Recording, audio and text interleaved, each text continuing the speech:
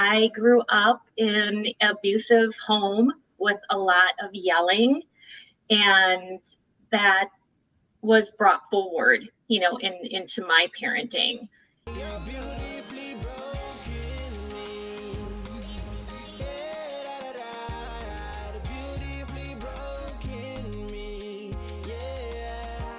Thank you for joining us today and welcome to the Beautifully Broken Me podcast. Our conversations are centered on helping you tap into your authentic superpowers where you can become your truest, authentic self. Do you want more out of your life? Do you desire a life where you can flourish freely and live a life of peace, joy, and abundance? Leveraging on all of your life experiences and using them as a stepping stone rather than a stumbling block? My guest will definitely challenge your thinking, giving you practical and relatable tools to be more, do more, and have more. My name is Nabo IJ. I want to officially welcome you to the show. Hello, and welcome to this very incredible episode of the Beautifully Broken Me podcast. I have with me Christine Bright. Christine Bright is an acclaimed parenting expert and an author. She was the host of TV shows on the CW network and currently an award-winning producer and the host of Parenting Game TV show. In addition, she is on influencer podcast and radio and has been on NBC. Wow, that's incredible. Christine is a guest speaker at Wisconsin University and has worked with organizations as Petron, Beams, Robert Mondavi, and United Way.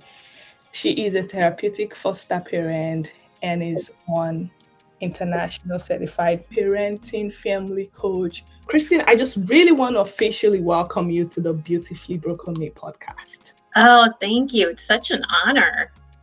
Thank you. So, my audience will want to meet with you. We want to know who Christine is. So, can you just tell us a little bit about you?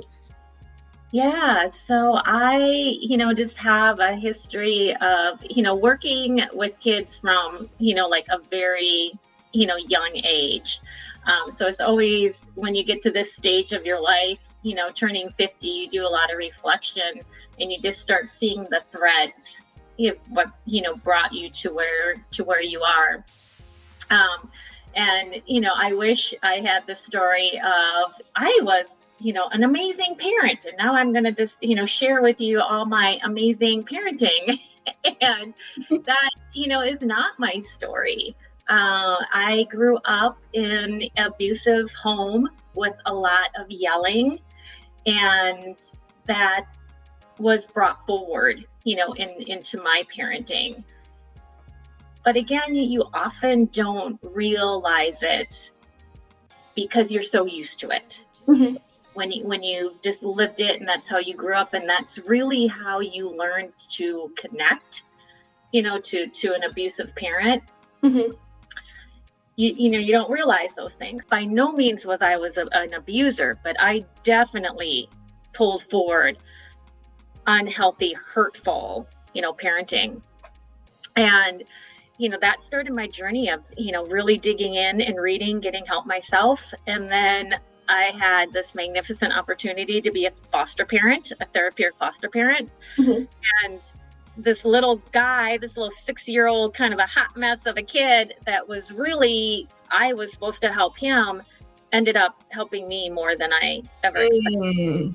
Because I was forced to learn different parenting. And I loved the training. I mean, the training was intense. It was hard. I was getting training like that social workers get, dug in on my own, really started learning about boundaries, and not only grew myself, but man, just saw a change, even with me and my son and how I handled situations with him.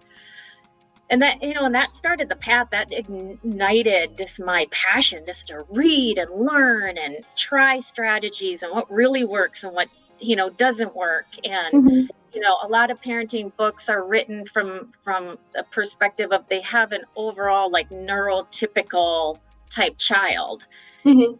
And some of that stuff doesn't work when you have a trauma child, or a child that has ADHD or autism. Absolutely. Yeah. Wow. Wow. So good. So today we're looking at this topic. I don't know how to be a mom. Yeah. This is a heart cry of a mom. And this particular woman would have I'm just kind of like, I didn't really want to paint it exactly the way it is. But this is one of my listeners who reached out and was like, I don't know how to be a mom. She had a very traumatic experience, from Mm-hmm. growing up as a child, in her young adult life, being married to a narcissist. And now she has this child right now. And it's more like, I don't know how to be a mom. Okay. Because she's battered, she's been abused, she's bruised, she's wounded. And now having this little one in front of her, and she's like, I don't even have anything to offer. Everything inside of me is just pain, it's just trauma. Mm-hmm. I don't have anything good in me to give out. Okay. So that's basically what we're discussing. This is Mm-hmm. somewhat going to be emotional at some point, but I just really want you to, come in and really talk to this particular person who is in this situation. How does this topic resonate to you? It's, as part of, my story, as well, as I said, the abuse, and realizing what I brought, and what can I bring. And let me tell, I mean, I'm feeling this in my chest and just have chills because, I hear this, so often, Mm-hmm. that feeling of failure, and, what do I have to give? And I'm worn out. And you have words. Mm-hmm. No matter what you're going through and what your pain is, you have words. And the beauty of words is we can use them in a positive manner, Mm-hmm. even if we're not feeling it. Hmm. And I've had, I'm working with a dad right now where things are tough. Like, he does not like his kid right now. Mm. And I had him write a list of just some things that you've seen. I don't care if you saw it when he was a toddler, he's a teenager now, just whatever, things that you've seen in him, positive things that you've seen in him. Write it down. And these are the things you're going to speak over. And you may not be seeing it right now. Like with this mom, I wouldn't doubt if she looks at that child and, like, this is kind of a reflection of my pain, or a reflection of, like, the relationship, Mm-hmm. there's like so much pain. And when I look at my kid, it's a reminder of that. I mean, that's real stuff Mm-hmm. that, like, parents, it's okay. It is real. And you got to own that. You Mm-hmm. got to own that they may be acting out right now, and I do not like them. And that is okay. We have words. And if it is a matter of taking it and writing it out, every interaction, as much as possible, speak a positive first. Mm. Speak a positive first. Say, hey, kiddo, I know you are a helpful kid. Help me understand what's going on with not following directions. But speaking that positive first, or just, noticing, those little things. It's like, oh, thankful you had really good helping hands. Mm. I appreciate that. Mm. So no matter what we're feeling, no matter what we're going through, we have words. And we don't have to be all feeling it and all happy in a happy place, because, as we know, positive affirmations, that's what that's all about, right? Is saying Mm-hmm. stuff over yourself that you're not seeing in yourself or feeling. We can give this gift to our kids Mm. by speaking, just speaking those simple positives. And that, as I have seen with what I do and when I work with families, is even when you're doing the hard stuff, even when you're having to give results they don't like because of their their undesirable behavior, Mm-hmm. they're still attracted to you Mm-hmm. because they know they're still getting that positive, and it motivates them to change, right? Because I know this is what my mom thinks of me. I'm a helpful kid. Mm. Doesn't like the unhelpful behavior. Mm. I It makes think I want to be that helpful kid. absolutely. That's I think that really resonates to me because some of the things my dad said to me when I was in my teens, Mm-hmm. he helped me through my journey. Cause it was, he said he had all girls, and there was this pressure in the family for him to get a male child. He was the only child, and being an African American, male kids, boys are usually like very important because, oh, a male child is going to keep the family name and all of those kind of things, the family inheritance, the family whatever, right? Mm-hmm. So, and my dad, being the only child, had all girls. And then he had some pressure, people telling him to do this and do that and all of that. And he said no, that he wants to train his girls. He believed so much in us. And then he called us and he spoke to us and he said some very powerful words and said, listen, I want you guys, you ladies, you girls, to be girls that have virtues, dignity, people who would make me proud. He said so many good things that really got stuck in my head up Yeah. until now. And just like what you're saying, that powerful words of affirmation, instead of affirming the wrong things that you see them do, just keep affirming the right things. And Yeah. I think that was really cool. And one question I have, especially being a middle school teacher, is, why is it difficult raising kids in the 21st century? Like the first part of the question is it challenging raising kids? And then the second part of it is, why is it so? Yeah, it's those obvious things that we are obviously aware of because the studies are coming out, and we know our kids are influenced because of the social media Mhm. aspect that wasn't, around before. I believe it adds an extra layer of complexity Mhm. to parenting. And I say that it adds an extra layer of complexity. I also say it is not difficult to Mhm. parent. It's difficult to be intentional. Mhm. And that's the shift that I try to get parents to make, is that we are so busy. It Mm. takes away from our effectiveness to Mhm. be intentional. Mm.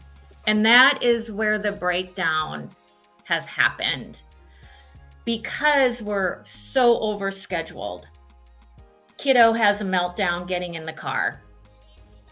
We will just immediately go to punishment or reward because we're on a time frame and we don't have the time to maybe figure out, is there a problem here? Is there something that I'm not understanding? Mhm. You get into the older kids, and parenting guilt plays into this. Mhm. Do I need to keep up with the Joneses? I don't want everybody seeing my kid fail because Mm. then that reflects on me as a Mhm. parent. And we get caught up in more of about the reputation than building character. And there's this pressure of, getting into good schools, and, that if they don't succeed in high school, that their, life is going to be, derailed. Mhm. And we don't take the time to be intentional. We don't take the time to be intentionally make time to just allow our kids to talk and share safely.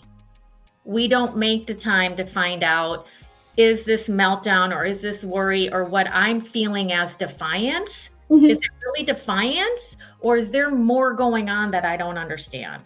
Mm. Because I have learned over many years That actual defiance, I would say, is about 20% of the time. Hmm.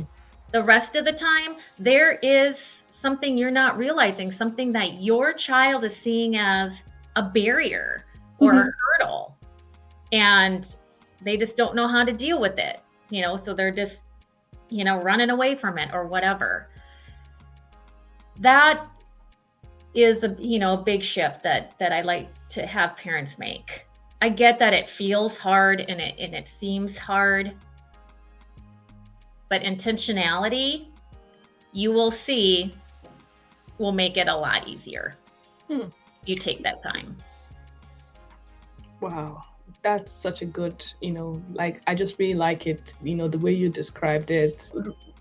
How would you address parents who are really burnt out, who feel like, I'm just tired, I am just I'm not a good parent, I'm not a good mom. How would you address moms in this situation? Yeah. So I often share, you're doing better than you think, Hmm. because we tend to focus on where we're failing Mm. and not focusing on where we're being successful. So this Mhm. is one of the things I love about working with parents and coaching. And when they start telling me their story, and Mhm. I can go, oh, that's awesome. Oh. That's awesome that you do that with your kid. Or no, you handled that really well, Mhm. and they're like, oh,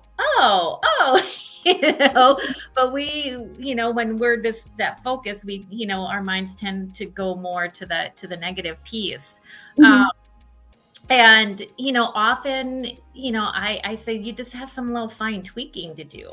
Like this, a different little word change is going to Mhm. make all the difference in the world of this really, really works. Wow.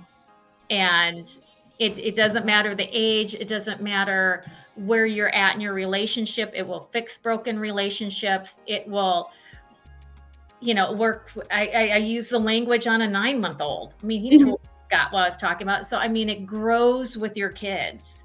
So it isn't like, oh, now they're in middle school, I got to learn something else. Now they're in high school, I got to learn something else. No, you start implementing this from the get-go, and it just works all the way through. I use it with my friends, the strategies. I use it with my mom. I use it with my 28-year-old son. It's all about building relationship and knowing and just having clear language. Mhm. So yeah, so you can hear it now. It's like the passion is really coming from, because I know it works, and I've helped so many parents and have them come back. Whoa, this is so incredible. Honestly, the work that you do is really, really incredible. Guys, if you're listening and you need some type of coaching, some coaching services with, your kids, even if you think you don't need any coaching services, I want to highly recommend Kristen. You know, Thank you. you just want to, you just want to launch in, you just want to reach out, you just really want to reach out to her. She has something to offer. Honestly, this is incredible. And I just really want to touch on one particular question that, that is often said. Okay, so being a middle school teacher, when a child is having a, cussing a teacher out or something, or saying some type of words to the Mhm. teacher that is not good, sometimes we're often told, oh, the child is possibly having a bad day. It's not really directly towards you. Don't take it personal. Mhm. Just take it as if the child is having a bad day. So I want to ask this question. How can I separate, or how can my listeners separate a child's behavior from their identity? What are those distinctions there? One of the things I share with parents, which is hard to do, when I noticed this and was coming up with this strategy and language, it was a 2-year process of figuring out how to say things without using the word you and Hmm. without using the word why. And it was challenging. And I don't say too, like, currently I'm working with a family of 3, and I was a little frustrated the other day, and they got like a why question, and I had to stop myself and reword it.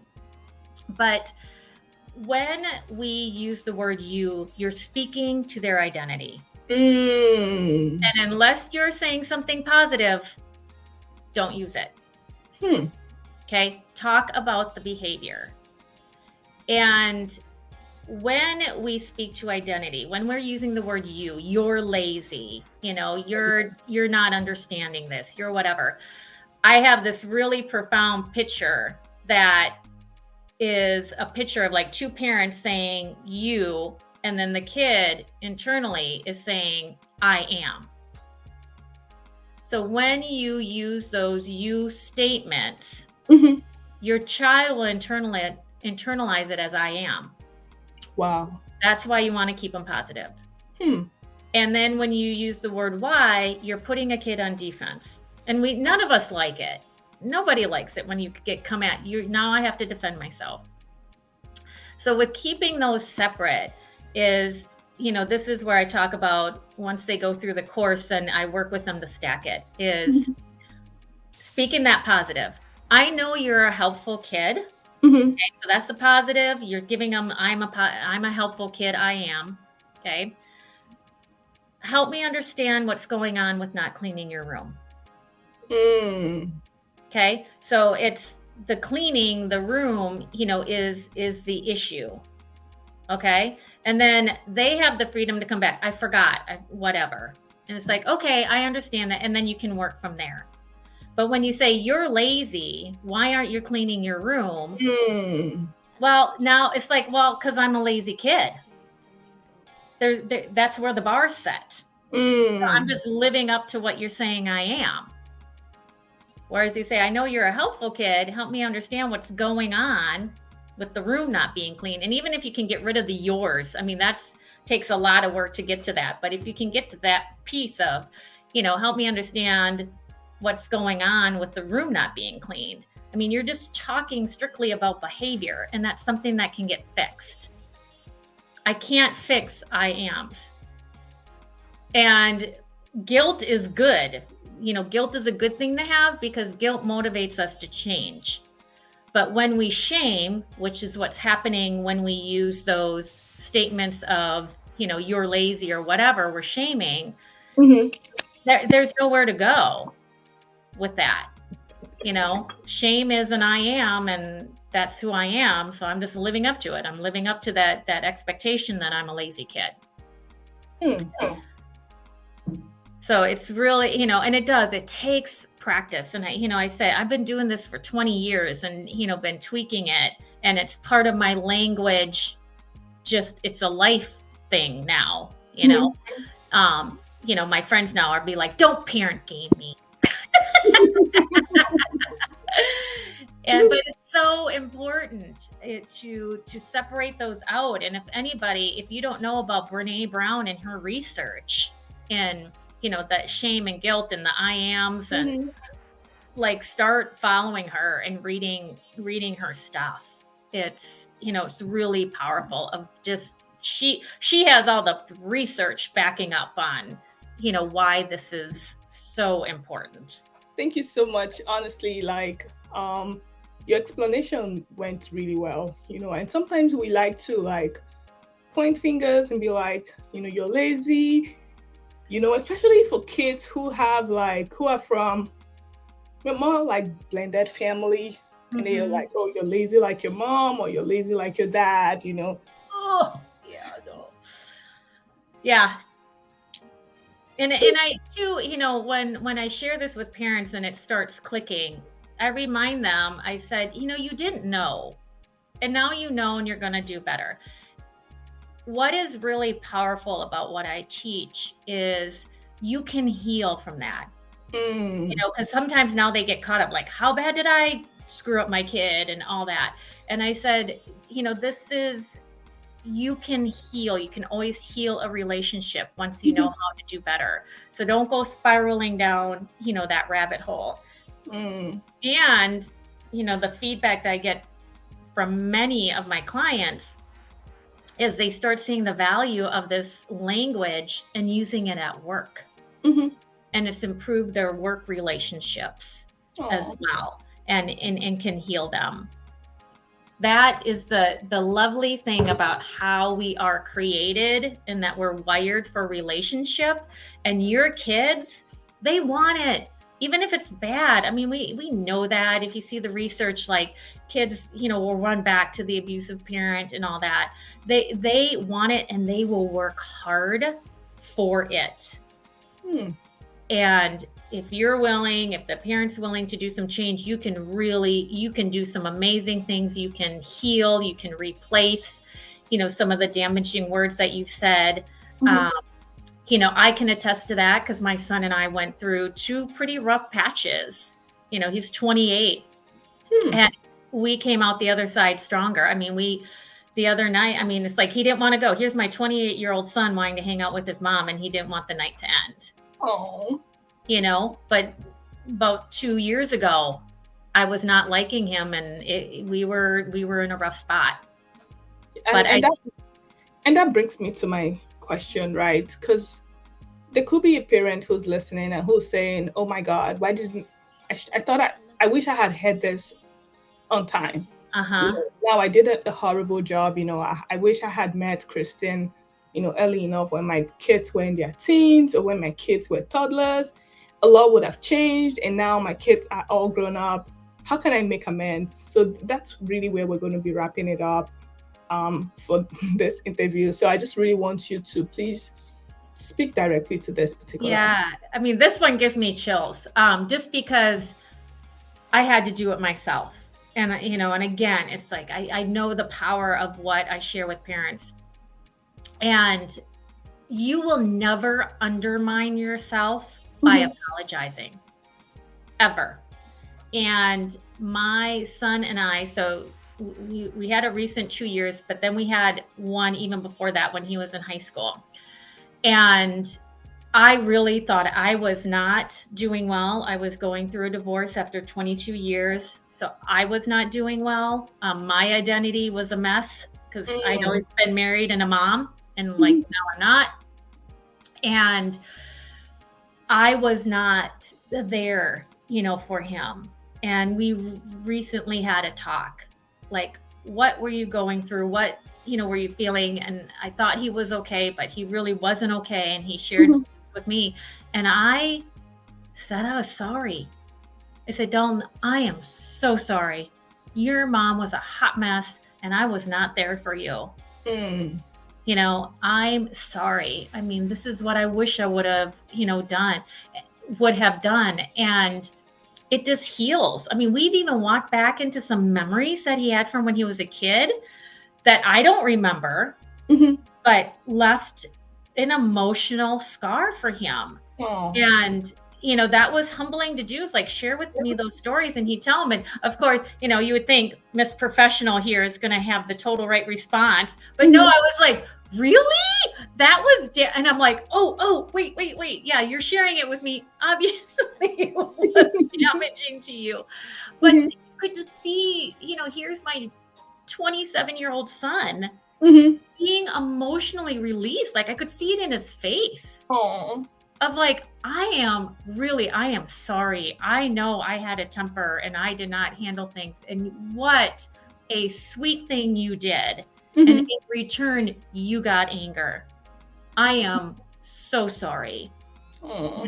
And I said, Dalton, I am not that person anymore. I wish I would have known sooner. Oh. It is so powerful. You just don't realize it that but we don't realize it, but don't we? How much do Absolutely. we carry from Mhm. my dad has passed. His last words to me were, go to hell. Do you know how much I would crave the opportunity just to hear him say, I'm sorry? Mhm. I'll carry that forever. And so, like, we know it, but then it's us being humble enough Mhm. to really act on it and open ourselves up to be vulnerable enough. And if I may speak to, I know you have a female audience, but if there's some dads listening, dads, man, you do not know the power of that and how you will heal things in these young women and Mhm. stop them from seeking unhealthy stuff in other men, and Mm. how you will empower your male children, to be able to be humble and apologize. It is, if they don't see it from you, where are they going to learn it?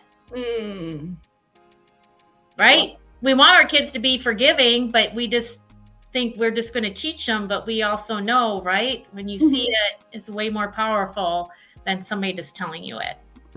Absolutely, absolutely. Absolutely. The fact that a parent recognizes that I am not perfect, I apologize, I own it. I accept the fact that I wasn't good. I was a hot mess. Just the fact of recognizing that goes a long way to heal that child. And I Mm-hmm. just really want to thank you so much for pointing that out. And quickly, do you have any last and final word for my podcast audience? And then you can tell us where we can find you. Okay. Yeah. I always love to leave these words. You're doing better than you think. You really are. And don't just be vulnerable enough to reach out, get some help, to read a book, something, Mm-hmm. and take that time to not just focus on where you think you're failing, but also look at the good things, because the good things that are coming out of your kids most likely are coming from you. Absolutely. So just remember that you are doing better than you think. And they can find me at parentinggamewins.com. They can email me at Christine@parentinggamewins.com.